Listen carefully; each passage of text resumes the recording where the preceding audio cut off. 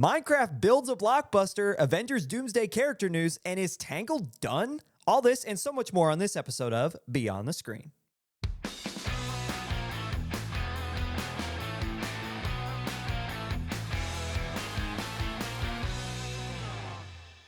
Hello, everybody, and welcome back to another episode of Beyond the Screen, your weekly news cinema podcast. Thank you guys so much for being here, as always. I'm your host, Ryan, and joining me is Jake Holtzclaw. I would say sitting across from me, but he's not. Alas, he's so far away. Heartbroken. He's far away. You guys need to know that before this episode, we were sitting here trying to figure out what the lead-in should be. And Jake's over here. We figured out one, the build a blockbuster title. But Jake's over here. Yeah, Jake did. Me, you, and Chat GPT. Chat GPT. Yeah. I was gonna actually out you if you didn't say anything. I was no, like, I was gonna. Okay, guys. Today Ryan used AI to write. Listen.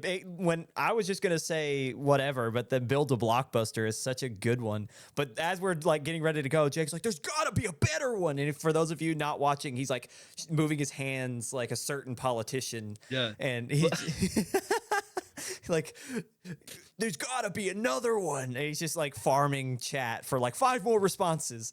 And so, I get greedy with it, dog. I know. I'm in there like, give me 10 options using Minecraft and Blockbuster. And it gives me 10 options like, okay, now take number 2 and number 4 and give me 5 more options. Dude.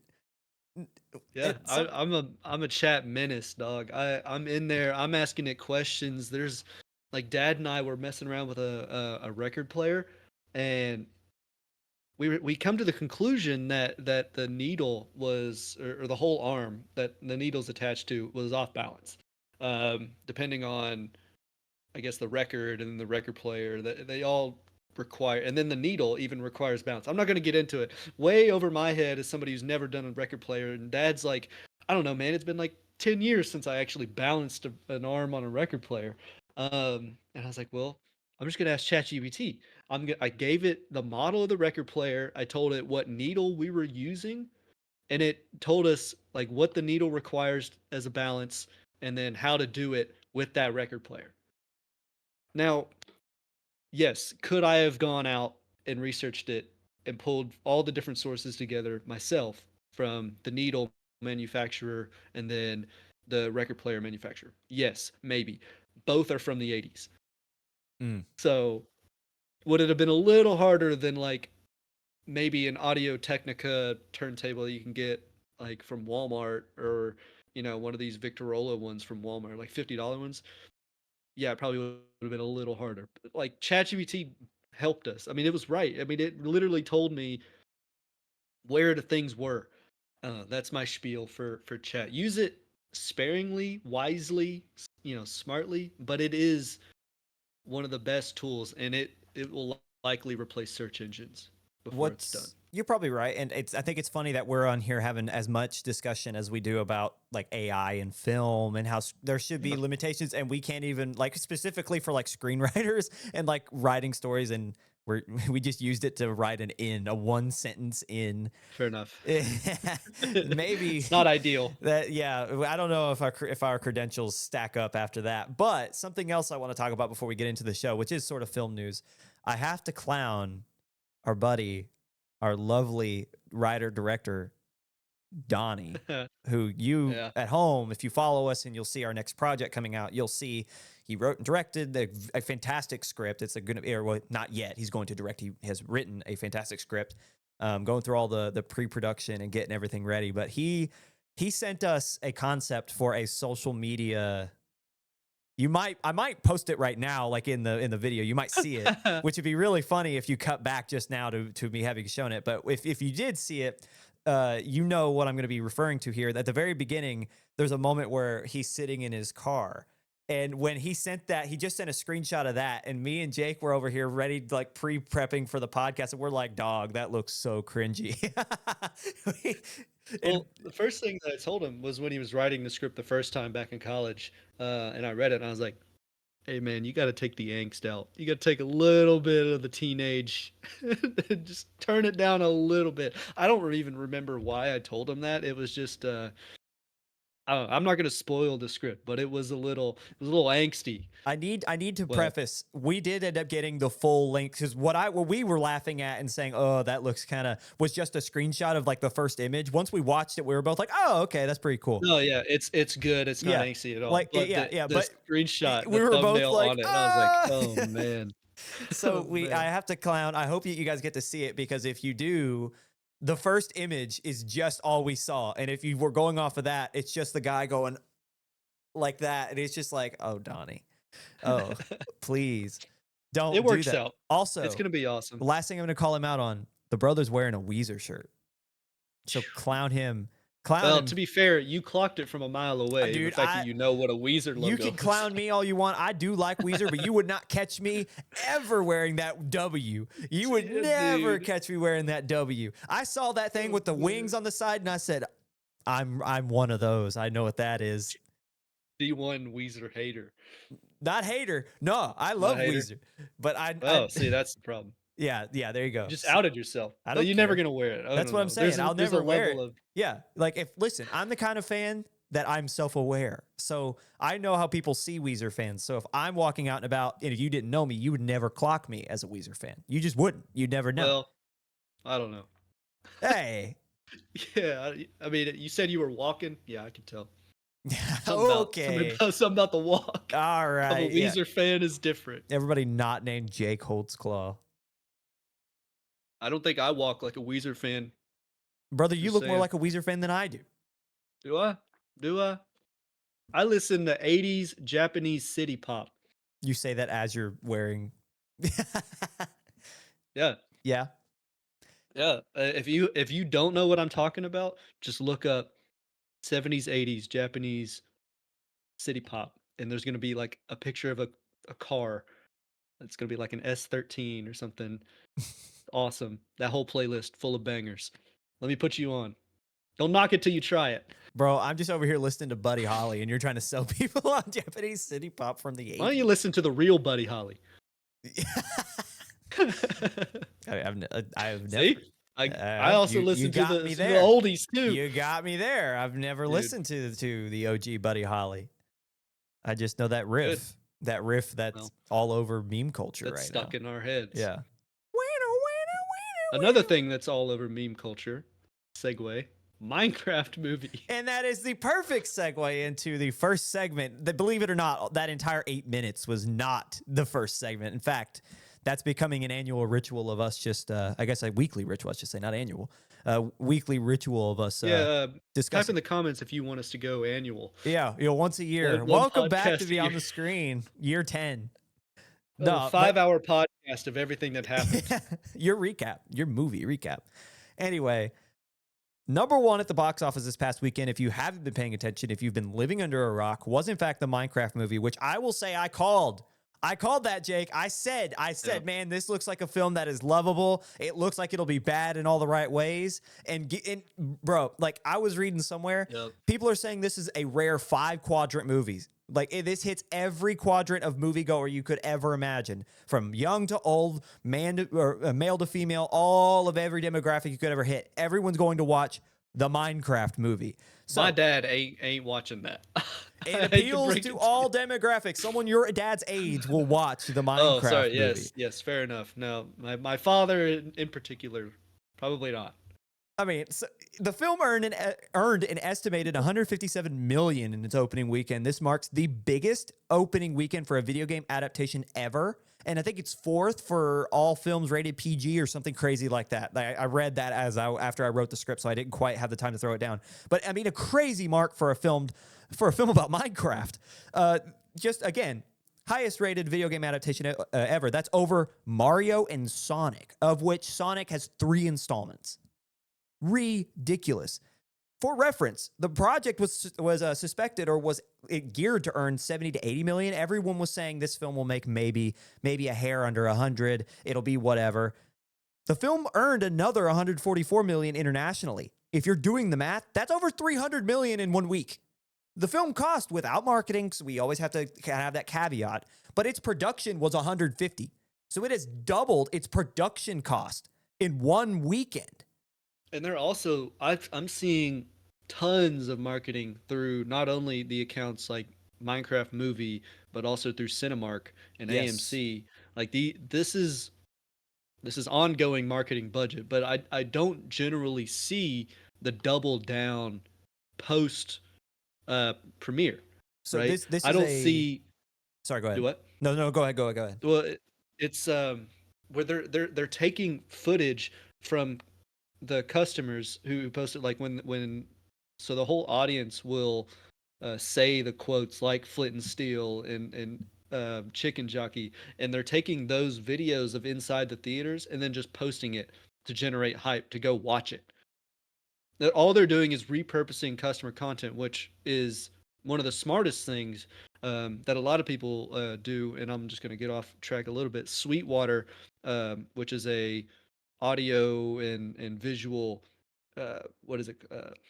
Oh, it's They like sell a tripods and speakers yeah, and it's like an mixer equipment boards and all shop. kinds of different things. Equipment shop. They sent. They will send you with your purchase like a little card that says, "Show us, you know, your new equipment. Tag us hashtag whatever Sweetwater." Which genius. They just paid us $1,000 or however much, and we're also going to get free marketing. Yeah. So back to Cinemark and Minecraft Movie, you rarely see it, but I think it's going to work. And next weekend, you're going to have probably not as much turnout, but it's going to be a strong second weekend as well. So it's funny you say that because that actually goes into exactly the question I was going to ask, which is like one is again I told you, and secondly, and more Okay. seriously, Yeah. why has this film blown up in this way? Which you've already kind of answered, but to go along with that notion, according to Variety, an article by Variety, which is one of the other sources that we use in our research, says, quote, the promotional campaign resulted in the largest third-party partnership in the company's history, which is Warner Brothers. It worked with 45 brands, including McDonald's, Doritos, Oreo, Poppy Soda, to bring a Minecraft movie to the masses, which is insane for Warner Brothers, the third largest partnership or the third what is no the largest third party partnership in the company's history. So that is kind of going into what you're saying is that like you're seeing it everywhere. So it's not just you're seeing it in the theater when you're there. I know I've been seeing it, and Yeah. again I spoke it into existence. I said, hey, it doesn't look that bad, and then all of a sudden the algorithm is like and so I saw a ton Yeah. of it. But on top of that, like it was all over my feed, and every time I see something from it, like that from Jack Black just being Jack Black and being hilarious to Jason Momoa, like he seemed more entertaining than I thought he would be. He seemed like he could really pull off a comedy character, and then just like to the Technoblade reference, like seeing Yeah. that in there, which is just fan service. Which again, we've talked at length about how you have to do fan service. Like no, like people want to tell a story, but if you make people happy within that story, like a Technoblade reference, Right. the people are gonna love it, and they're gonna pay the price of admission just for that, on top of Which all of these third party partnerships.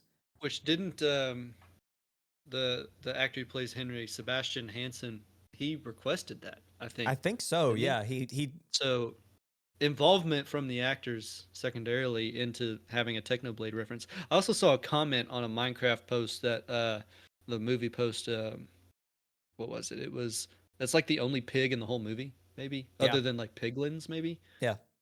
I don't know if that's true or not, but um, so why do I think this movie this past week blew up meme wise? I don't know, like before this past weekend, leading up to it, something happened where, at least for my pages and all my algorithms, is it blew up right Mm-hmm. before.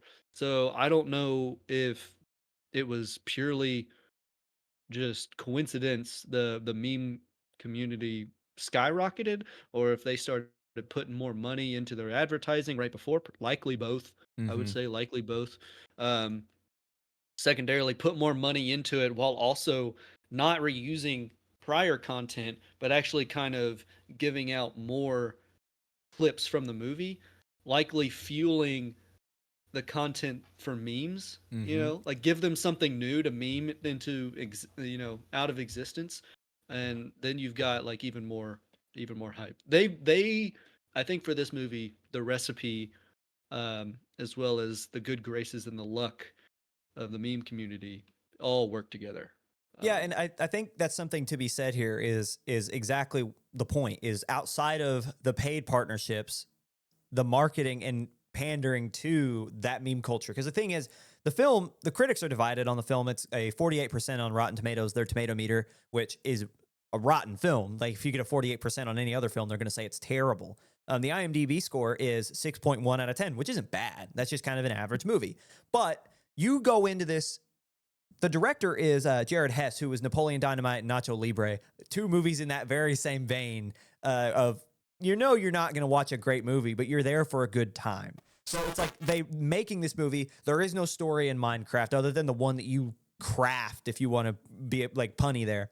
Like there's no story other than the one that you make in your head. That's the beauty of Minecraft is that you could do so much with it. And I think, to be honest, we underestimated the idea of a Minecraft movie. One, it should have been animated. Like I don't think anyone's gonna fight that fight. But the point is that Minecraft is so creative. It's so open to interpretation. There's nothing is real except for the block you break when you like one after the other. That's the only thing that's concrete in the game. You can make whatever you want, dream about whatever you want, tell whatever story you want within the realm of it. I guess the only parameters are what the game can do.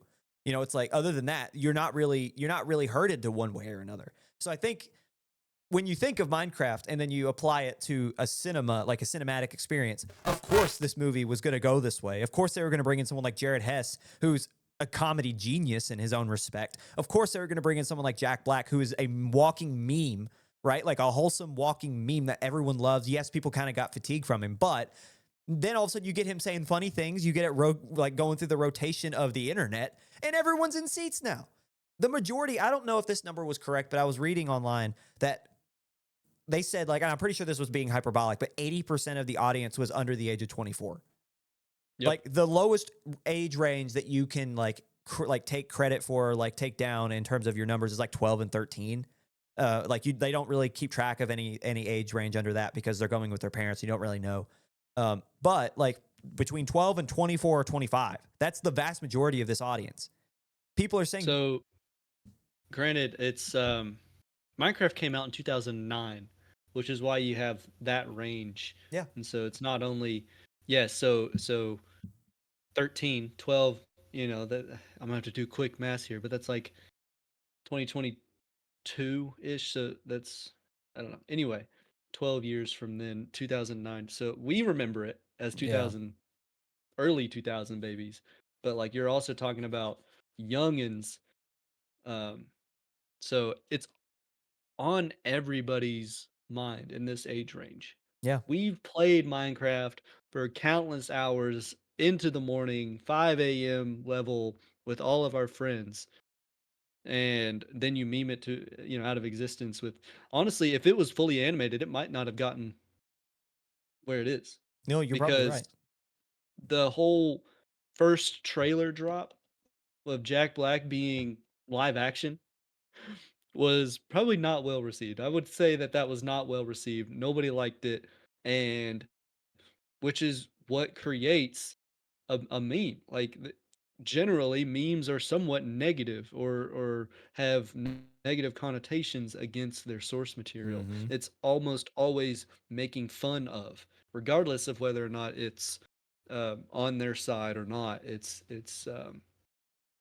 always almost always making fun of it. So, which helps the Minecraft movie because there's so many Jack Black isms that he just says it in Jack Black's voice. That's pretty much it. And we've gone over that, but they're making fun of it. And the whole point, and now it's become fun to go watch the movie, to quote the movie, even though you're making fun of it, right?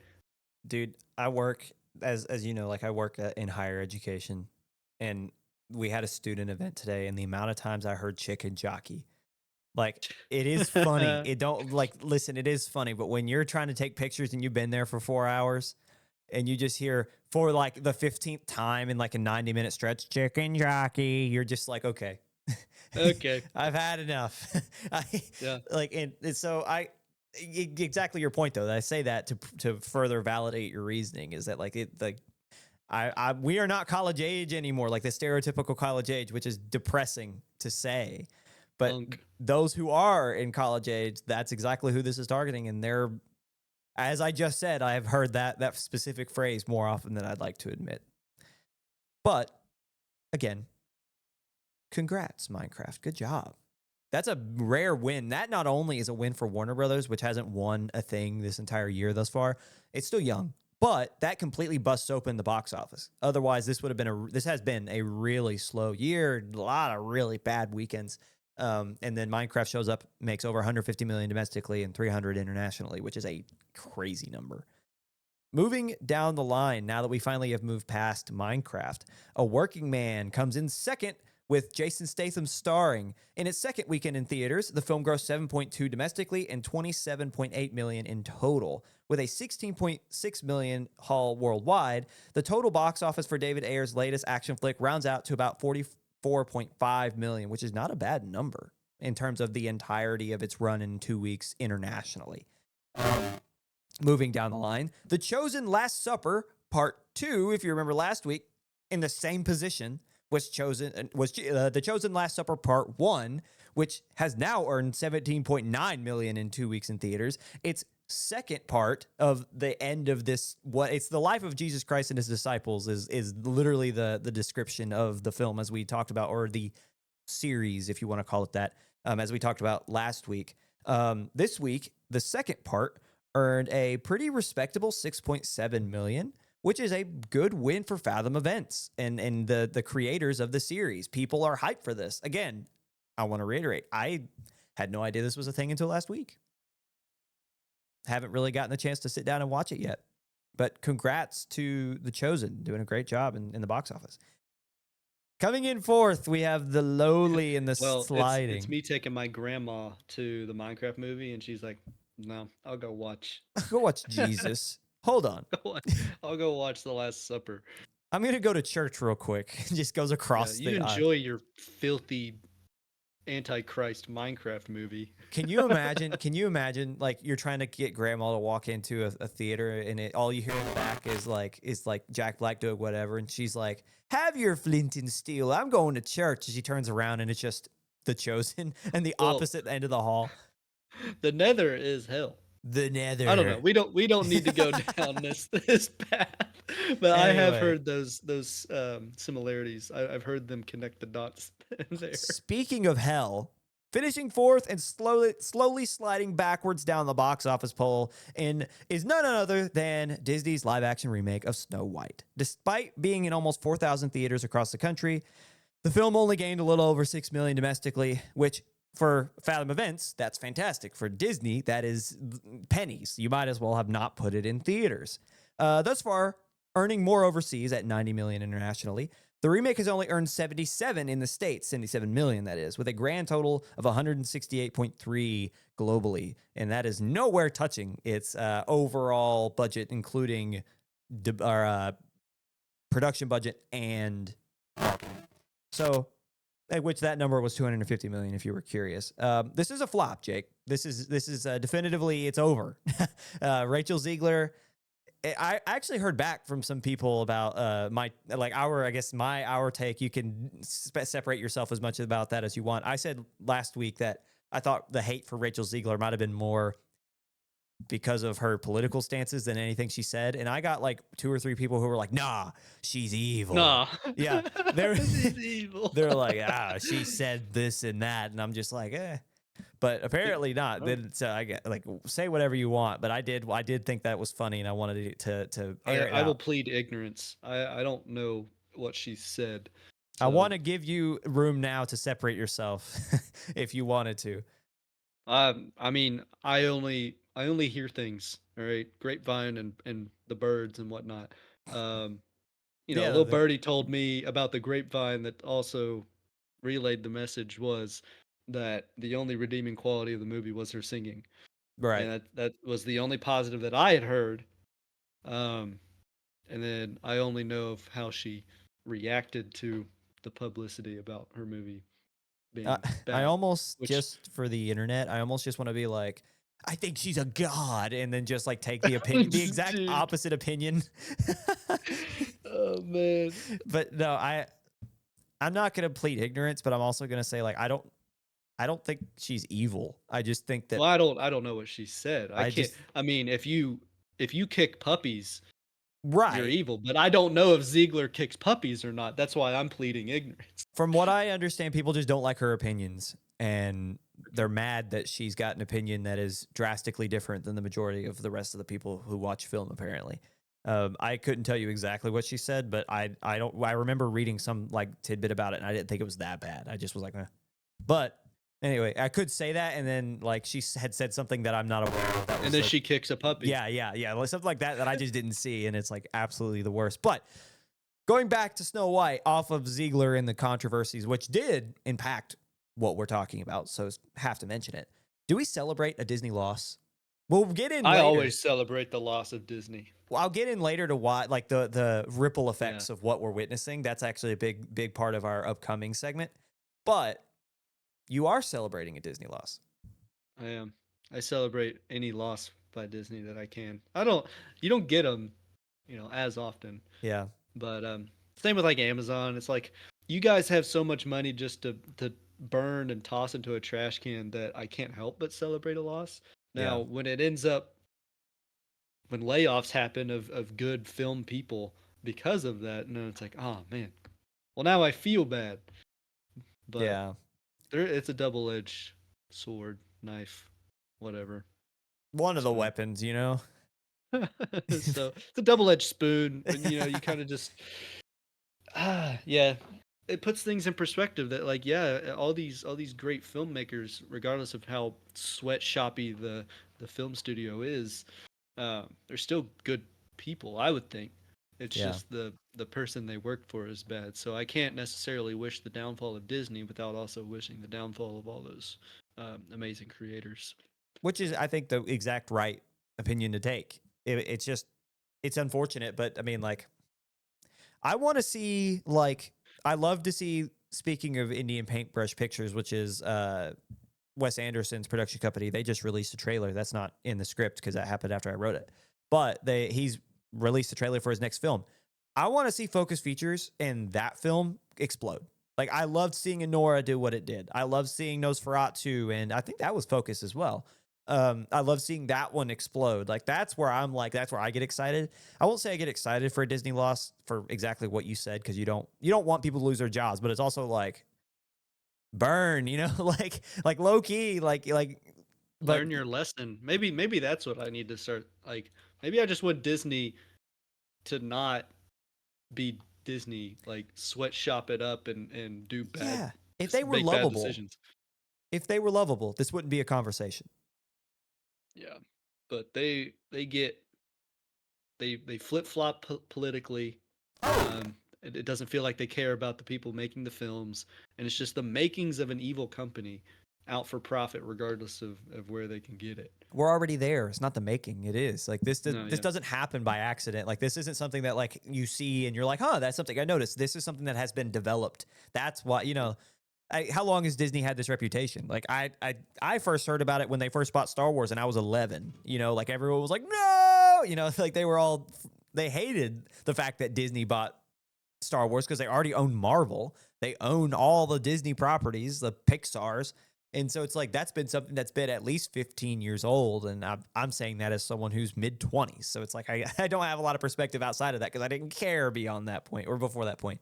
But yeah, if they had a more lovable, I mean, even if it was fake, right? Like, if they just had a more lovable, like, front face forward, I would be like, yeah, Disney. Oh, that sucks. Snow White's out. It was Ziegler. It was all Ziegler. But it's like I can't, like, Disney adults, man.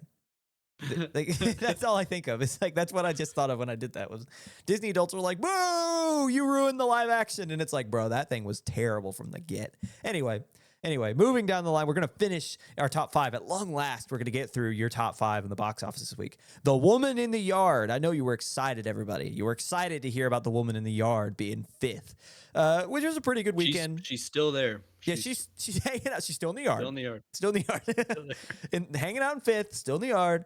Universal Pictures horror film The Woman in the Yard earns another 4.5 million with a domestic total of 16.6 million. While that is that's incredibly low numbers, especially compared to The Victor of this weekend. That's not bad for Universal because the film cost a cheap, and I put it in quotation marks, and I'm using air quotes very specifically, a cheap $12 million to produce. So they still made their money back. They're still going to make even more. They probably will make back marketing value, because there's no way they spent more than 10 on marketing. Because like I saw it, but I'm a horror fan, so like the algorithms are going to feed that to me. But Yep. Jake, did you see anything for The Woman in the Yard? You being a non-horror I fan? saw maybe 2 ads Yeah, on social media, which would check which out. I'm not a horror kind of person, so it still broke through a little bit, whether or not they had intentions of it or not. 'Cause you can pretty much set demographics, at least on Facebook. Um, you can kind of choose, Yeah. nitpick about demographics between age and race, and even like gender, and uh, all kinds of different. Facebook's it's in depth. Yeah, I can Yeah. decide whether or not I want Ryan Gum to see it or not. Not really, Dude, but I'm the most man, if you pick vanilla, like the most basic, it will hit my demographic, I'm telling you. mid-20s white guy. My phone buzzes, yeah, Oh instantly. man, he got it. Hits him instantly. So I guess I'm gonna skip ahead. I'm gonna answer the question before you even ask it. Uh, what do I Blasphemous. think? Who won? Who lost? Something that you did not mention. Hell of a Summer came out this week. What unfortunate circumstances. So this movie was what's his name? I'm Finn blanking on it Wolfhard. now. Finn. Finn Yep. Wolfhard. This was his movie from plays Stranger Things. This was his, I guess, camp horror movie, and man, he couldn't have chose I don't even know if it was him, but couldn't have chosen a worse week to I come out know. during the Minecraft movie. It not going to say it's going to do 160 million dollars of Minecraft movie worth, but I think it was robbed, for sure. So, and that was put out by Neon, which is somewhat indie, but still can come up with good movies. It's just that's if I had to choose a loser, a heartfelt one, an underdog one, it would be Finn Wolfhard's Hell of a Summer, coming in at number 8 this week. That is sad, but I will say it has some minor victories in the fact that the budget for that one is like, if we think 12 is cheap, it's criminal. That one was like 3. So they've almost Okay. already made back their budget. And the thing is for Hell of a Summer is that their reception is incredible. People love it. Yeah. That's where I will give it, because I agree, because like I felt like there was hype around this and it didn't do anything. And again, I don't think it's fault. It's Minecraft. It's whoever decided that was the weekend. I will tell you my biggest loser, because I don't think we have to talk about the winner. I think we've established the loser has to be Death of a Unicorn, because in 2 weeks it's not cracked the top 5, and it is being panned right now. Like Rotten Tomatoes does not like it, which is surprising. Because to me, it looked like it was funny. It looked like it was different. It's got the star power that Hell of a Summer doesn't have, and Death barely beat it. Yes, it was a 2 ahead, but still, the difference between 2.6 and 1.7 is $900,000, which is not a lot in cinema. So it's like, with Paul Rudd, with Will Poulter, with Jenna Ortega, and then go on, with an A24 script, you would have thought that would have been something that people would have latched onto, that critics would have like just eat up, because that's the kind of indie stuff that Rotten Tomatoes is like, nom, nom, nom, nom. They're like, let me eat that. But they didn't. They don't like it. And so that'd be where I'd say is that, like, you have the big names, you have the big production company.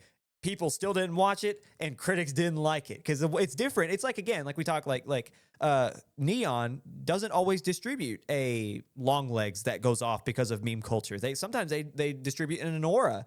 Anora was one of the lowest grossing films of all time for an Oscar winner. They can hang their hat on that. A24 is the same way, to where Everything Everywhere, I'm pretty sure that did pretty well in the box office, but they can hang their hat on, like, yeah, was it a like a record setter? No, but they won Best Picture. This is none of that. This is everything that they do not want. It's being panned. They paid all the money, and they're not making money. So it's like, sucks for them. That would be my biggest loser. Is, man, what a low light for A24. Princess Mononoke I noticed still that. raking in some money. I noticed that. At 13 at about 600,000. So it made $6 million so far, which is awesome. I mean, 6 million going towards another Studio Ghibli film, maybe. I don't know. G Kids made money off of an IP that's I don't know how old now. Um, Speaking of, this is going to be the last thing we say before we move on. Speaking of like lovable places, 1997, so a 28-year-old 30-year-old, film. yeah, 30-year-old film. Yeah, Ghibli, man. like 6 million. Gotta love Ghibli. Cool. It's time to Yep. move on to segment 2. So coming up after the break, we have major Marvel news. We know a little bit about who's going to be and who's not going to be in the upcoming Avengers Doomsday film. And is Tangled dead? Did it die? Find out after the break.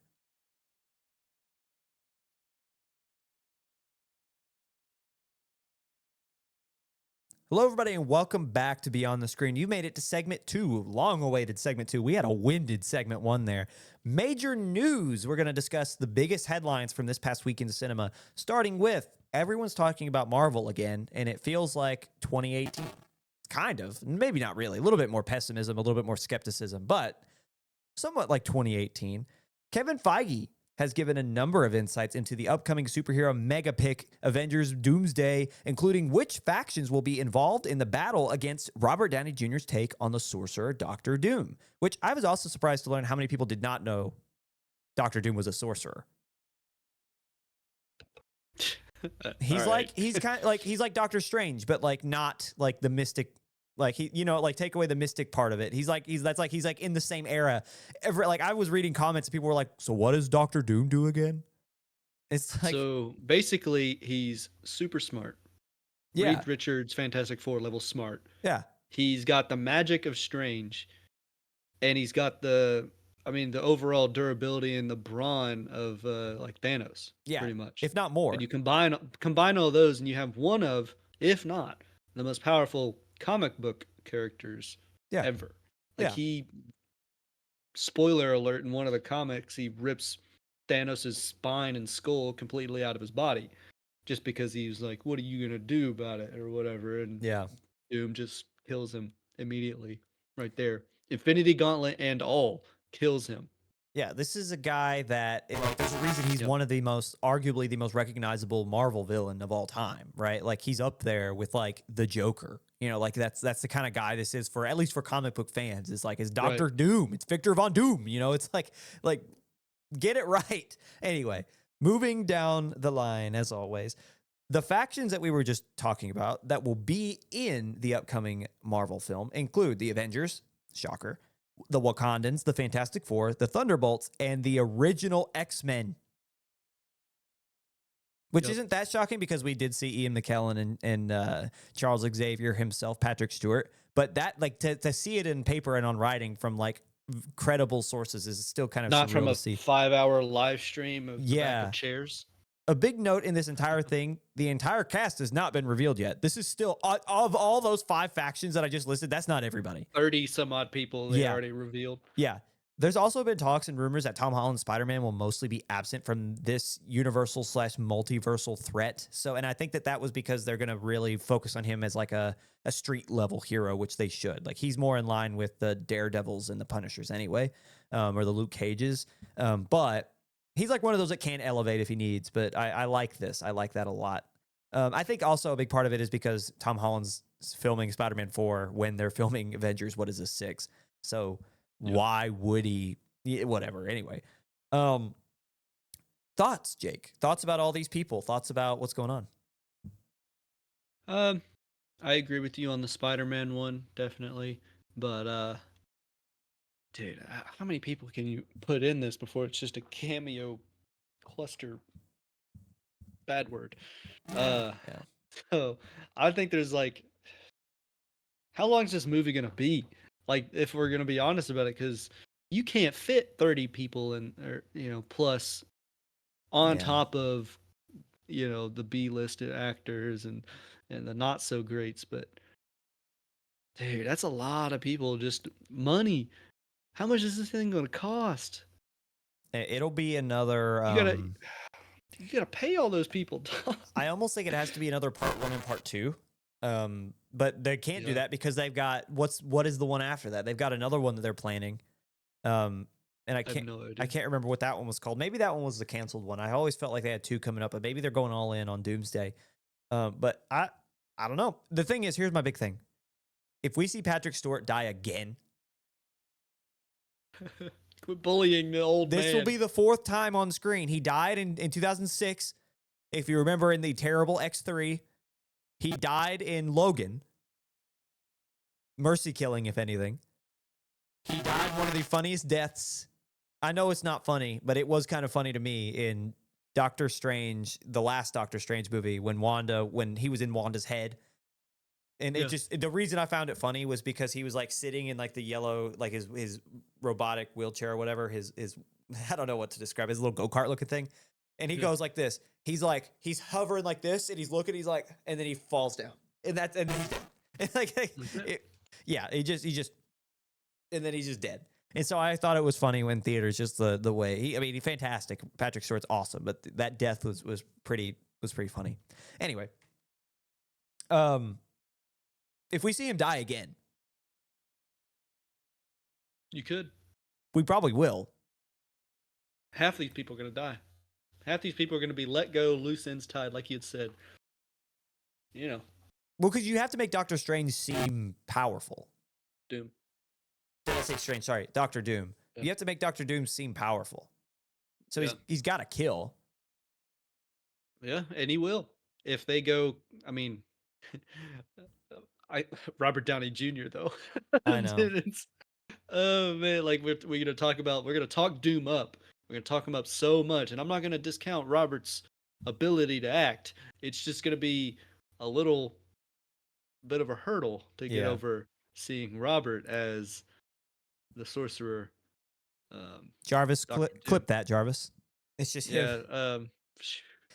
Yeah. See, and then so Tony.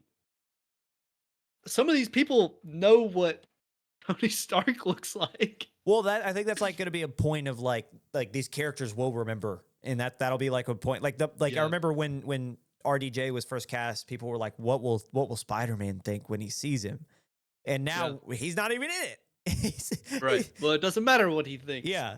So it could be one of those like rug pulls that Marvel likes to do, where it's like, oh, he's not in it, and then they rip it, and there he is, and it's like, that could totally be what happens. But the majority of the Avengers, the Wakandans, and then the Thunderbolts know Iron Man, Tony Stark, Robert Downey Jr.'s face.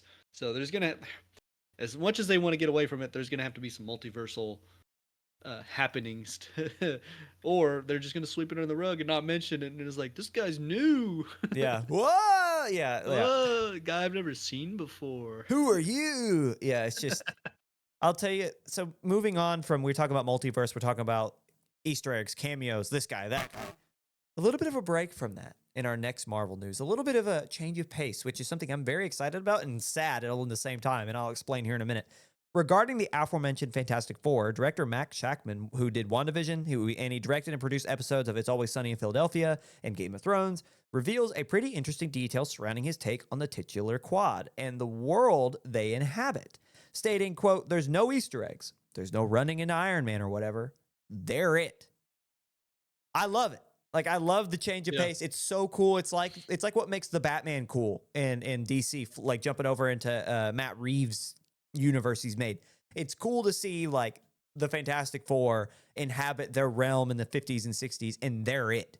They're protectors of the universe. They're going up against Galactus. How will that happen as them as the only heroes? I think that this will really establish Pedro Pascal's Reed Richards as this mega genius, because he's able to hold off these world-ending, universal, multiversal threats on his own, essentially, with his team. Which is, again, why this is where it leads into the sad, because the whole point is that this becomes the MCU. So they're gonna get we're gonna see this. We're gonna see this, and then right as we're like, that's cool, they're gonna do what Disney. They're gonna do what DC won't do, because DC's like, yeah, we won't cross that line. We'll let that Batman be Batman. They're gonna be like, whisk, and they're gonna shove them all into the MCU, and then they're gonna. Yeah, the director is like Director Matt is like, yeah, they won't run into Iron Man. And then all of a sudden, but they'll run into the Wakandans at the end of the film. Whoa, because they got pulled through a portal or something. That'll happen, and he'll be like, "I told you they wouldn't run into Iron Man," and it's like, shut up, it's like stop, you're right, Yep. but It'll give him the reason to bring back Chris Evans because he was around. yeah, Uh, right. Whatever. So I don't know. That's where I'm excited because I want to see a different take, which is where I'm like, this is really interesting to me, but it's also going to be sad because it's not going to last because they have to be in the next iteration. Right. Again, I think this will be like a crisis, not to keep pulling from DC, but this will be like we're going to cut off ties to the rest of the multiverse. We're just going to say they don't exist because we're not going to focus on it and because it's not useful anymore. And we're just going to focus on the one story. And I'm betting on another Hulk movie. I think we're going to get one. They need one. Technically, Universal That's completely unprompted. They won't allow. I'm just going to say, yeah, next 5 years, I see it. Hulk right now is ruined until they let him be Hulk. I think they're going to recast. Really? You think Mark Ruffalo's done? I think so. I don't know. I'm just like, in my mind, I was like, who haven't I seen in a long time who would get recasted, like the Fantastic Four? Or, like, aren't they doing, like, more X-Men movies, too? Yeah. Aren't they recasting, like, pretty much a lot of the X-Men's anyway? Yeah, we're going to probably see Hulk redone into, like, one of the, not, like, in the 60s, but I think we're going to get another Hulk. I don't know. I just, like, just feels like it. Yeah, I think Bruce Banner is such an underrated character, and I think that the Mark Ruffaloification. I love Mark Ruffalo. He gets a rap for not being able to act. I think he's a great actor. If you go back and actually watch his filmography, or I guess like his slate of films he's been in, because I'm pretty That sure Magic movie. Yeah, that one. Now You See Me or whatever. Yeah, well, oh, sorry, I thought you were being sarcastic. There's that one, but he's also in one that's like a rom-com that is surprisingly deep and surprisingly good. And I'm blanking on the name now, but he was insane in that. Like his ability to, like his range is actually really deep. He was in Zodiac, and he's fantastic in Zodiac. Let me find the name of that movie. Now You See Me is getting a second movie. And they took like from the fans because the fans were like, "Oh, you should definitely just call it Now You Don't." Yes. And then they did. It was Now You See Me, Now You Don't. It's a second movie, and I don't know if Mark Ruffalo is going to be in it, but I thought that was super cool that all the comments were saying, "Hey, you need to do this." So the film that Mark Ruffalo's in that I think is really underrated, like if you really want to see his range, is called Just Like Heaven, and it is a rom-com, and it's kind of a mystery too. Just a quick synopsis of that. It follows, so Mark Ruffalo, he's a widowed architect, and he's like moving into this new apartment in San Francisco, and he runs into this lady who swears it's her house. She's like, "This is my home." And he's like, "This place has been abandoned. I'm renting it." And they grow closer. And I don't want to spoil it, but the way that things kind of transpire and the revelations. I mean, it's old, so I guess I could say it, but I won't because this is kind of a niche one. Go watch it because I think it gives Mark Ruffalo a little bit, like, give him his flowers. The point I'm saying is that, like, with Hulk, Ruffalo doesn't have to have that range because he's just himself, which has worked. When he was more angsty in the first iterations of his character, it worked really well. But with Smart Hulk, it strips away all that angst. It strips away Bruce Banner. And I just think that because the thing is, Bruce Banner in the character of the Hulk is self-hatred. It is just, he has always had that kind of sense of himself that he has hated. And Hulk is essentially the representation, the physical embodiment of everything about himself that he could not stand. So it's like, and then you can add in the whole protectiveness side of the Hulk as his own person and all that, which just adds to the complexities. Because it's like Hulk and Bruce are the same person, but they're not. And so that's what I want to see. I want that back. I want the rage. I want the self-conflict. Like, that is where I think that character is the most intriguing. And that's gone. And the thing is, it was gone. It was ripped away off screen. We didn't even get the resolution or the conflict. He was rising like, conflict. He simply said, "We came to an agreement." Yep. And that's it. And it's just like, okay, so so you live in Hulk's body, but Hulk just will sit back and let you run it. Because the whole point, like when one's the other, that they witness everything happening and they can't stand to be like caged. Yeah. So like I've always had a problem with that. And it's the fact that this is just the way it is now. It's just, I know I'm far from the first person to have this critique and this problem, but Yeah. if you want to keep Mark Ruffalo, just bring back his range, man. Let him act. But in the off chance that they do like recast and move on, I want to see a rage. I want to see the cool part. And on that note, we'll go into our second big headline. Tangled is probably dead, which I've said now for the third time on the show. Disney has seemingly shelved their upcoming live-action take on Oscar-nominated 2010 hit Tangled. The decision to halt production on the flick comes directly after their recent endeavor into the Snow White live-action remake and the terrible reception from audience and critics, and the theatrical return, which we discussed earlier, just hasn't been what they wanted. To this point, Snow White has grossed a measly $77.4 million domestically and $168 million worldwide on a seemingly bajillion-dollar budget, which is an insane. I'm being sarcastic, but yeah, they just not grossed to their expectations. At this time, it is unclear if the project will ever be revived, going back to Tangled, as the House of Mouse looks ahead to 2 more live-action remakes in the near future, that being Lilo and Stitch, which had an incredible reception from audiences during the Super Bowl ad spot, which you saw Stitch running around on the field, and Moana's live-action retake, which that's a lot of hindsight because like they just had $1 billion sequel to the animation in November. Like we're talking less than 6 months ago. And they're already looking forward to the live action remake. So I would say that they're done. I would say that Tangled, until these two pop off inevitably, I would say that this film is essentially out of the picture for at least the time being. The film was to be helmed, or was in discussion to be helmed, from The Greatest Showman director Michael Gracie, with a musical about the lighthearted take on the Brothers Grimm fairy tale in development alongside the motion picture. So we were going to see Broadway and in cinemas this live action take. Both are halted, as I said, for the time being. We have talked at length regarding the live action remake trope. What does the future hold for such cash grabbing endeavors? So we're moving beyond Tangled. We know what's coming up with some pretty audience exciting films in Moana and Lilo and Stitch. But does this hurt live action remakes entirely? And if so, how much? I would say until Stitch comes out and Moana comes out, which I don't have high hopes for Moana unless Dwayne gets memed, which is likely. I think it's likely that we see uh The Rock do, I don't know. The trailers will tell the tale. If they don't give us content in the trailers to meme, then it probably won't. Um but Lilo and Stitch, I think it's gonna do okay. I mean, better than Moana, but time will tell. If they both flop, yeah, that's probably the end.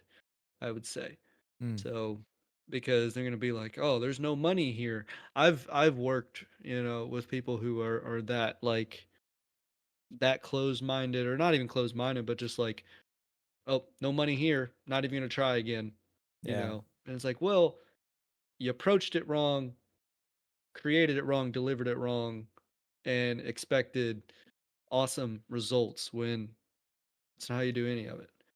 No. So to begin with, it's a cash grab, but there's ways you can make it work. There's ways you can succeed.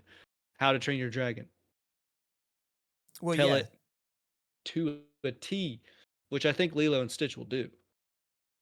But Yeah. like Snow White was so different in the telling, is and with all the controversies. There are right ways and wrong ways. If I think Moana will be fine.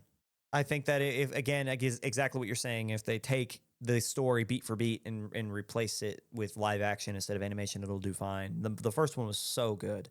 I just know we're gonna get. You know why I know this is gonna happen. We're gonna get that Dwayne Johnson eyebrow, and I'm telling you why we're gonna get it is because I have a distinct memory of Maui doing it in, like, there was like a scene where they're on the boat and she says something and it turns back to him and he's like giving him it hard. And I remember seeing that being like, that's because that's him voicing. And now I'm just picturing this and I'm just now envisioning that happening. And it's just You won't even have to envision. Just you wait, buddy. I know it's going to happen. And I'm going to be like, I don't hate The Rock. I really don't. I feel like I have towards The Rock what people had towards Jack Black. Like, it's just like, yeah, go do something else for a while, you know, like I don't care. Like I love that you are the highest paid actor of all time or the highest paid or highest grossing actor every film. I love that you're being successful. I grew up a WWE fan, so the fact like this man's a legend in my book. But God, I'm so tired of seeing his face. Like like I want to see something different, man. So I'm sure we're gonna get that eyebrow. I won't lie. I was like, of all the live action remakes coming out, like yes, like Dragon's gonna be fun, Lilo and Stitch gonna be fun. I love Tangled. Tangled is just it's so like I have such a fond memory of that film from its original run in theaters to like my brother. I remember one time he had an appendicitis. You know, he was in the hospital for forever, like leading up because we didn't know he was sick. Because my brother hype up to him, like giving him like all the credit in the world. He has the craziest level of like pain tolerance. So he was having a ruptured appendix and wasn't telling anybody. He was just like, I'll be fine. And so finally, he's like 8. So finally, Yeah. you know, like he's physically like you could like visibly see him ill. So we take him to the hospital and they're like, "Up, surgery right now." And during that whole experience, while he's super sick, we're all in the hospital for weeks on end. Tangled was one of the films that we watched in there, and it was just such like it brought us all together because we all had these moments. Like it was just like it brought a tear to like majority of the people in the room's eye at the end when the hair gets cut, and it's just like it's a beautiful film. And so it's like when I just personally because I have that nostalgia towards it. When they say they were going to do live action, I was like, okay, like I'm cautiously optimistic. You know, like if they do it right, this could be wonderful. So to see it die from such a just a crapshoot of an attempt from Snow White is just, it's not that it's not happening because we've talked again and again about how much we want live actions to die, but it's because it's dying because of how it's dying. It's like, if it was just like, yeah, we don't think there's money in it, or we don't think that we don't want to ruin these stories with this, I'd be like, hallelujah, I agree.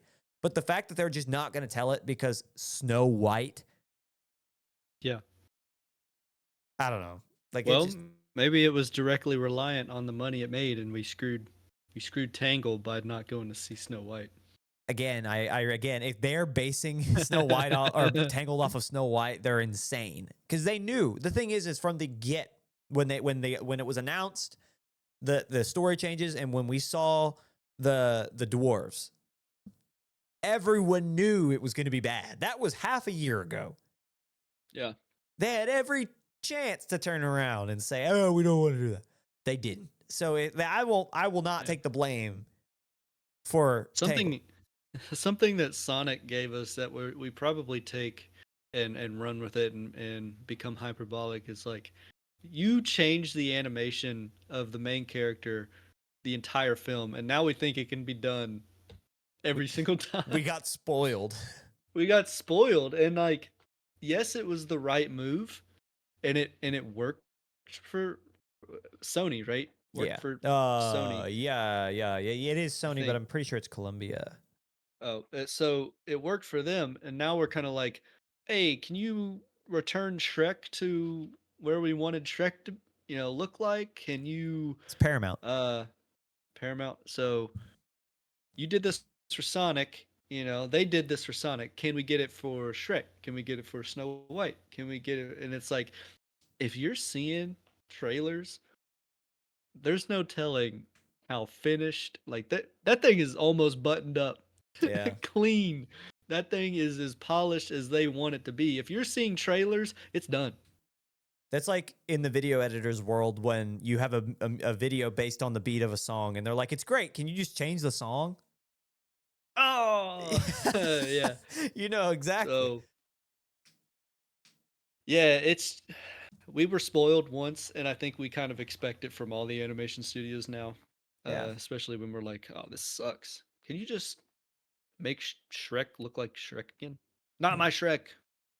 Yeah, and then I'm not even gonna go into the whole how everybody's predicting what the story's gonna be about in Shrek with his daughter wanting to leave the swamp or You whatever. can't leave the swamp. Yeah. Yeah, so everybody's betting that it's gonna be one of those teen angst movies where Shrek won't let her leave, and then uh, Fiona's like, I was locked in a tower, and you came and rescued me. Just let her, like, you left the swamp and quit locking her in a tower. This is my tower, damn it. Yeah. Um, I don't disagree. I think that's exactly what it's gonna be. I think Yeah. that's pretty much the only movie. That's the only the storyline they've got. And we're gonna see Donkey say "Bye, Felicia" because that is the name of Bye, Shrek's Felicia. daughter. Yeah. You know Yep. it's I. yeah. Yep. Yep. It's and coming. uh, Just you wait. on that note, I think that's a perfect point to end segment 2. So coming up after the break, the quick-ish. That's going to be a permanent name now. The quick-ish Okay. hits. Coming up after the break.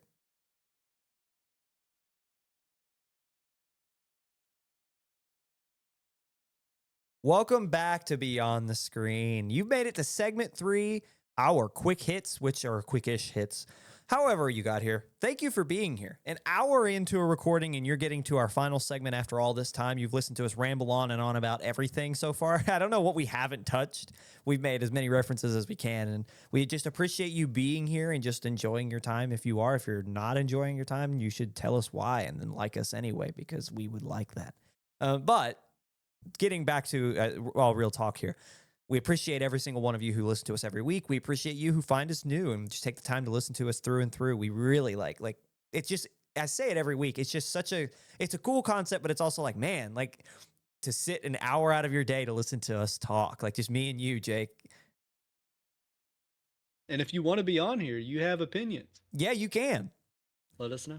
Let us know. We'll take audio recording. Audio recording. I think we have like an audio option in the comments to where you can like send in. Maybe not. Maybe just the comments. You used to be able to do that. Either way, I'm not sure. send us a We'll edit. voice. Yeah. We'll edit it in. Yeah. Send us a voice clip on like Instagram or something, and we'll respond like on the official Hollow Moon or the Beyond the Plug. Screen. Yeah. Yeah. Hollow Moon, Beyond the Screen, whatever, dude. Follow us on Search us Instagram. up Yeah. If send us a anywhere. voice note, we'll throw it in and we'll discuss it. Of But course. again, we love you. Thank you very much. And like, share, comment, do all the 9. And just thank you for being here. Hopping right in. Our first piece of quick hits news. Steven Spielberg's upcoming UFO film is being described as, quote, a return to form to his iconic science fiction films, but with, quote, an amazing twist.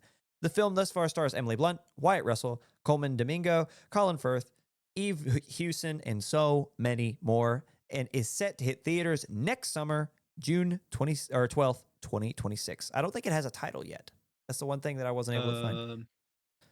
I'm excited The working title is The Dish. Ooh. The Dish. Oh man. I'm excited. I can always get behind some Spielberg because he's one of those, like, he's one of the best of all time. Doesn't matter what genre he's in, you just expect this level of like this standard of awesome and amazing. Yep. And so the fact that he's going back to something that he's won, like essentially his career's built on. You know, he did Jaws and then he did sci-fi, and then here he's back, and I'm excited. What are your thoughts? We're also seeing Wyatt Russell, who played Captain America. He's not, but he is. But hold on, let me. He a special agent. Isn't that his name? Special Agent Walker or John Walker, right? Yeah, that's it. So, and then Emily Blunt. I don't know the other. Colin Firth.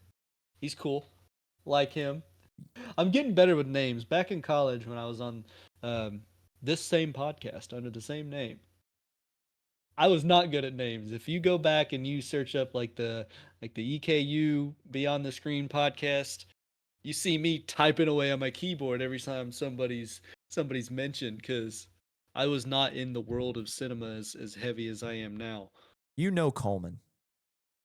I probably do, but that's like I need the image, and I'm gonna copy and paste it right now. Such a wonderful actor. Such a wonderful performer. Oh yeah, this guy, man, isn't he in like The Walking Dead or Fear the Walking Dead? Yeah, I remember him from that, and then Candyman. I do remember all the trailers coming out for that too. So yeah, stacked cast. We'll see what Spielberg can do. I have no doubt in my mind that it'll be awesome. Yeah. Moving down the line, as we get more and more information regarding the upcoming Harry Potter series from Max, the more the series begins to take shape. However, one actor in particular wishes he would have received one of those coveted calls regarding a pretty important character in the Harry Potter mythos. Talking to The Telegraph, which is I'm pretty sure it's an overseas publication and like media outlet, Legendary actor Pierce Brosnan reveals that he was more than likely going to accept the role as Dumbledore if he had ever been offered, stating, quote, "I've always had my eyes on Dumbledore as my hair has gotten grayer and the maturity of life is now upon my visage and shoulders. It's a joke with my family that I'll go into my Dumbledore years. But if I was asked to play the part, I probably would have said yes." And my only response is is just, just to scream. It's just because what could we have had? Like nothing against John, who is the current, what's his last name? The current actor to play Dumbledore. I'll look it up here in a second. I know his first name is John. I'm actively looking it up and I'm finding it a hard time. No, Lithgow, or John Lithgow. I'm like 99% sure that's his name. I'm blanking. Yes, John Lithgow. I was so on the money. He is such a good actor, and I completely understand like he will nail the role. But we could have had Pierce Brosnan right as Dumbledore. He fits every criteria you could ask of. Like he's English, or I think he's Scottish actually, but he's from he's European. He fits all the everything, every critique, every little thing that series and that J.K. Rowling is, that she shall who not be named. Everyone, they have all these different like layers of things you have to, like a checklist you have to check off. Pierce Brosnan fits everything. Yeah, and he's a legendary actor. Oh, I just felt James like Bond. I just feel like I feel like they overshot. I feel like they shot too soon. They pulled the trigger too soon. They should have. How do you not know that Pierce Brosnan would have liked that part? It's Pierce Brosnan. They're practically, isn't it almost out? No, they're filming, I think, or they're about to start filming. Yeah, 2026, due 2026. So, I mean, it's a little late. To me, I would not be casting right now. No, you can't. But the point that I'm saying is that like, how do you not know? Did Pierce reach out? You know what I mean? Like that's like probably not. I don't think he did. I think it was just a passing interview where he's like, "Man, it would have been awesome to be Dumbledore because me and my family have this joke, but and I would have said yes if I was asked." But I don't think he was like setting out of his way to be like, "I'm gonna play Dumbledore and I'm gonna do everything in my power to ask whomever I can." My only rebuttal is that he says, "I've always had my eyes on Dumbledore." You know what I mean? Like that makes it feel like he let people know. If he didn't, then that's on him. Yeah. Like that. But like I like to think that if he's talking about a character like this, and he's like, "I've always had my eyes on him. I've always had my eyes on him." Then you have to let people know that you have your eyes on him. Which I'd be surprised if they didn't do a little bit of screening. They didn't just say, "Hey, Mr. Lithgow, be Dumbledore." They had to have vetted Lithgow among others, and so where were you, Pierce? Figure out where what was your agent doing, Yeah, and why was he doing you this disservice? yeah. If you can blame it on anybody else, but what we could have had. Yeah, there's so many different variables that could have prevented, or just the ignorance of whether or not they were doing a casting, or they just decided John Lithgow was it, and Pierce Brosnan was never even thought of, even if he did put in his 2 cents. There's so many different variables that I can't necessarily say what the heck anybody. I can't point my finger. Yeah, but it is sad. Of the two, I don't think either of them really would have not knocked it out of the park. Oh, it's yeah. just sucks, but I trust John. I trust he'll get it. You know. So Jake, moving down the line here, I want you to give this next piece of news. The following 4 individual headlines I'm going to read, we're going to go through, and I'm going to read them all back to back like we did it like a couple of times. And I want us to go through and pick one that we're the most interested in. But before we get there, Jake has a headline he would like to read. Only because apparently Ryan isn't as interested in it as I am. And it's not really a big piece of news. And it is probably the quickest hit on this list as I continue to ramble, and it's becoming longer and longer. But the season 2 of Peacemaker with John Cena has been revealed to be August 21st of 2025. We do not have to wait that long to get more John Cena cussing, killing people, and everything like that, which I thought Peacemaker the first season was pretty good and well received, and everybody enjoyed it. Especially with well, now I can't think of his name. Now that I want to mention him, but his sidekick, the guy who has no feelings and uh, funny guy. Are you looking it up for me, I Ryan? am. I don't know, something about that guy, his character, where he's like John Cena can't kill um, Is it a little Adrian? girl. Talking about What's Adrian Chase or the the other the masked person? The damn, now I can't even. I'm trying to just think of the name of the character because I don't remember. Um, Freddie Storma plays Adrian Chase. Yeah, so I don't know his superhero name. Dang. Yeah, that's who I was. That's who I was looking at. Um, Vigilante. Is that That's his name. It's Vigilante. Okay, so Vigilante comes in. So John Cena can't kill a little girl or whatever possessed by an alien. There's no way of getting him back, to my knowledge. I think it's just you have to pop the alien or something.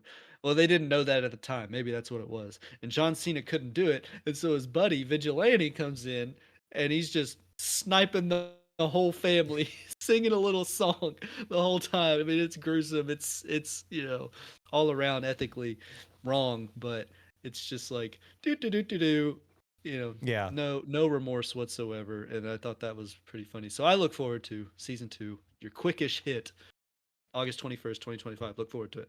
I HBO, I assume. It's not that I don't care about Peacemaker. I just didn't think that that was like the biggest piece of quick hit, but it is probably it is. I think it'll be fun. We did it for Daredevil. Okay, yeah, Said, yo, this is coming out, we'll do it for Peacemaker. You're right. You're right. which I'm watching and it is awesome.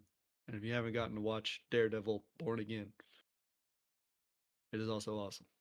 Watch all these series. That's the thing. We got to get better about like actually like talking about the things we watch and like going out and watching more. But yeah, please watch the movies, watch TV shows, be enlightened by art. Moving down the line here, we're gonna go through the next four, and we're gonna talk about the ones that we are the most interested in.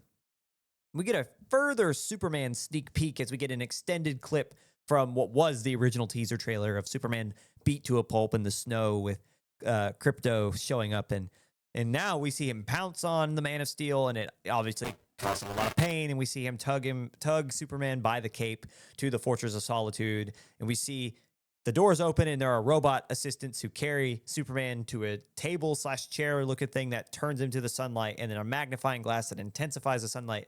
And we see Superman scream in pain as his bones are being welded back together and he's healing. I thought it looked dope. A lot of internet stuff going on about people who are like, it doesn't look realistic. Bro, the movie's not even come out yet. You've not even seen a full trailer yet. Like, relax. Anyway, moving down the line. Liam Neeson has a change of pace in his late acting career as he will star in the next Naked Gun sequel/reboot. Kind of about the language on that varies. That's all I'll say about that because I think we'll talk about it later. Further moving down, David Fincher to direct the upcoming sequel/spinoff to Quentin Tarantino's Once Upon a Time in Hollywood. And we get the first look at Jared Leto with Jeff Bridges' voice in the back in the Tron Ares first teaser. Also, Nine Inch Nails, we hear their music. Jake, of those four I just said, I know I kind of went into Superman, but I feel like that was the one that needed the most description. What do you think? I am not big on Superman. I'm just waiting to hear more about that. It's not necessarily that I'm not hyped. I'm pretty hyped. Um, got Lex Luthor in there and Lois Lane, and it's just like, okay, all right. I like what they're doing with the sun. I like that they took that route. It's a new route, kinda. Um, I will say in the trailer that I watched, he wasn't that far from the Fortress of Solitude, unless there was some editing where it took the dog a while to get him there. But it felt like as soon as he started dragging him towards home, he was there. Yeah. Like it was like, come on, Soups, you couldn't have, I don't know, aimed a little, like he was flying and then he landed and he needed the dog to run him, I don't know, half a mile down the road. I don't know. Yeah. I'm gonna nitpick that. I know if you guys know what Cinema Sins is on YouTube, where he picks apart the entire movie and sees how many just wrong things are. I guarantee you that's gonna be one of them. He's just gonna be like, "Really? You couldn't go much further?" And it's gonna ding, and that's what it's gonna do. So, other than that, like, I'm not displeased. There's hype. It's just like of the other ones. So, Naked Gun, I've been meaning to watch the original just because I like, and I can't remember his. I'm the worst, dude. I can't remember as Leslie soon as I mentioned Nielsen. him. Leslie, I love his comedy. I love Airplane. Airplane's like awesome.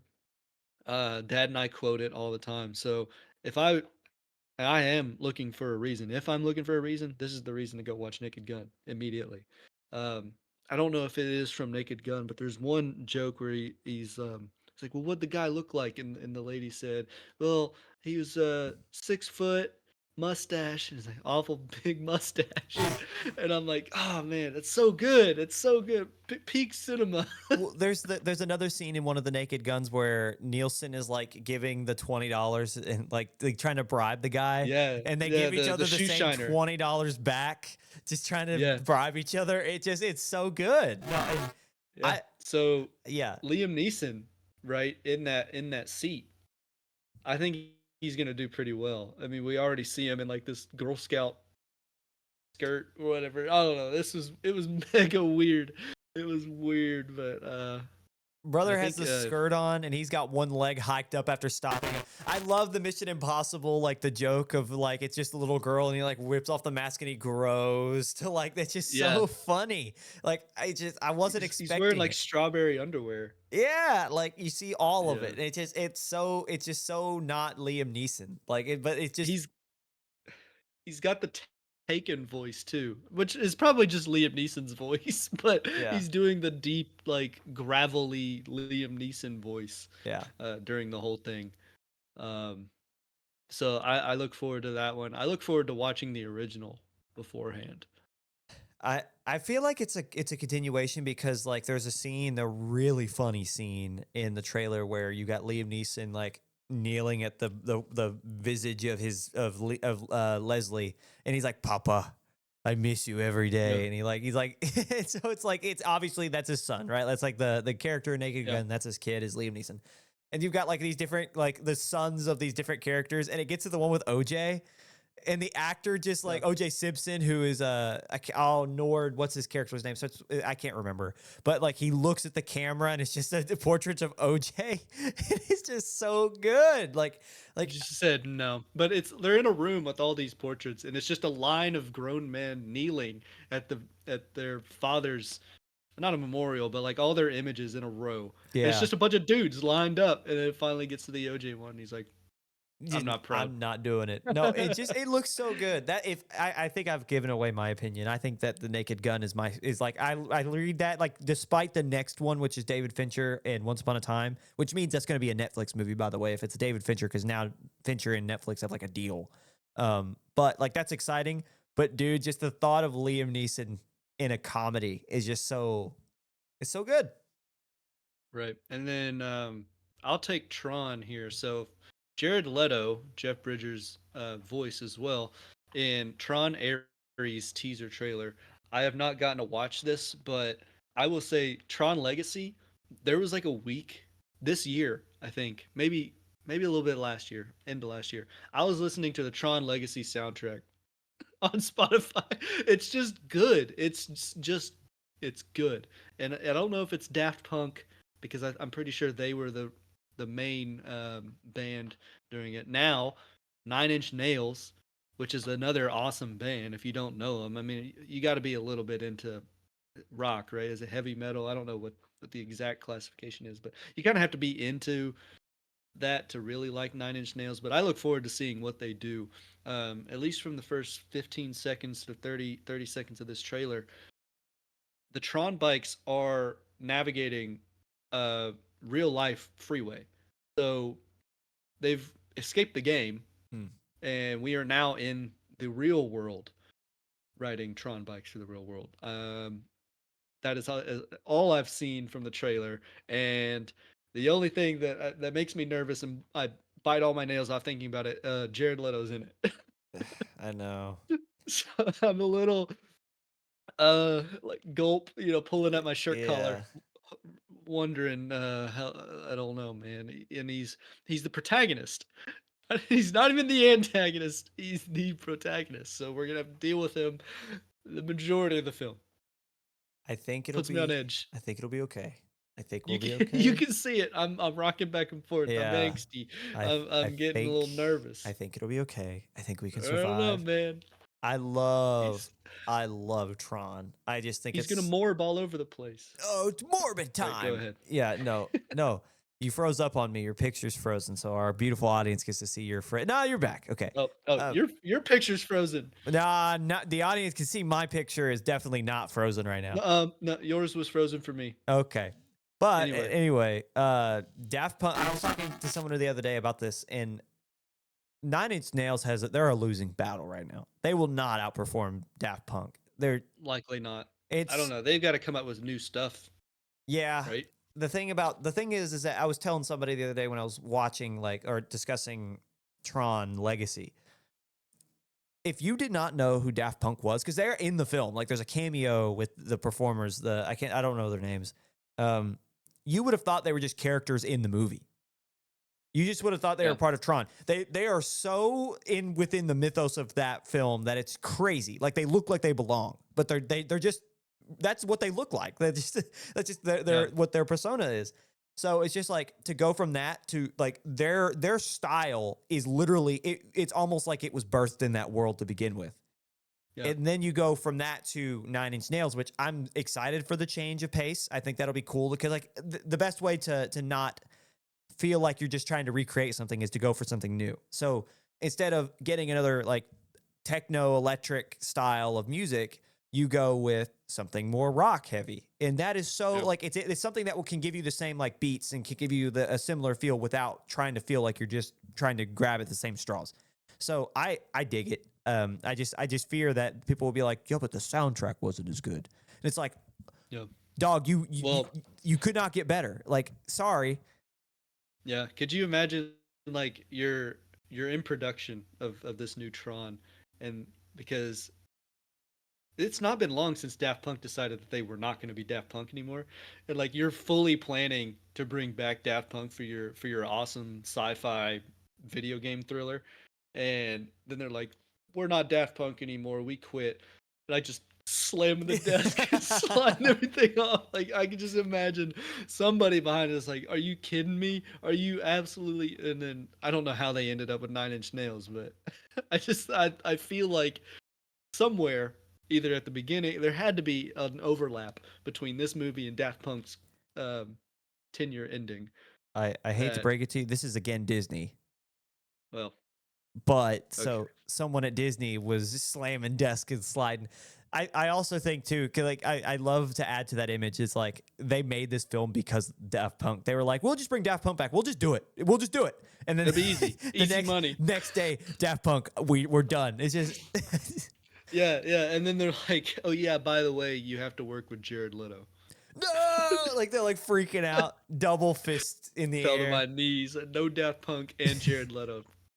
God, It's- that's like being at work with someone you really really like, and then you also have to work with someone you really don't, and then that person you really like leaves.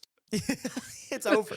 It's over. It's like, oh man, I don't like working here anymore. What about me? It's like, yeah, Yeah. it's like, oh, I'd be so mad. Yeah, I love that idea. And So well, doubt that's what happened. at least we don't have But to work with someone like Jared Leto. Ah, surprise. yeah. Okay, you want the good news or the bad news? We have your lead, Yeah, yeah, yeah. but Good it's Jared news. Leto. It's Jared Leto. Bad news. Daft Punk left. Both bad news. But it's the reaction to that is just the Chris Pratt as Star Lord. The what? Just that. Yeah. All right, I think it's enough clowning Tron Anyway, Ares. I look forward to it. I'm Despite despite I think I mean anything with these with the Tron bikes is at least gonna look awesome. I think. Yeah. We'll see about the acting, but it's gonna look awesome. I'm excited. I can't wait to. I don't know, memes. memes, There's gonna be edits. You know, there's gonna be edits. but it's TikTok gonna be edits. to Daft Punk. Likely. Yeah. Likely. Dude, you're not wrong. You're not wrong. It's gonna be Daft Punk over all of the fighting scenes Yeah, and it's good. You know what's going to be sucky? It's going to fit better than I hate to say that, but it's going to fit better. You're going to watch it. You're going to be like, better. You're going to be like, why isn't this just the soundtrack? And it's just going to be because again, you can't get better. Daft Punk is perfect. Like that's the thing about when your first. I guess technically this was their second film in the Tron series, but when your first attempt is perfect, everything else is just not. And the fact that they landed Daft Punk for one and waited 15 years to do a sequel, you go without them. So, Anyway, all right. And on that note, we're ending the episode. That's the end of episode 5 of season 2, right? We're on episode 5 now. Dude, wow. Me. You'll figure it out when we post, or when you read the description that inevitably scrolls across the bottom. Thank you for being here with us, Jake. Any final thoughts to leave our wonderful, beautiful people at home? How many monies? How much money do you think a Tron bike costs? They're real. I think they're out there. No, hold on. He's gonna look it up. End of stream. Yeah. I just want to see what like a replica would cost. How much does a Tron bike cost? A custom-built, street-legal Tron light cycle motorcycle inspired by the movie can cost around $55,000. Easy. Jeez. That's like a loan.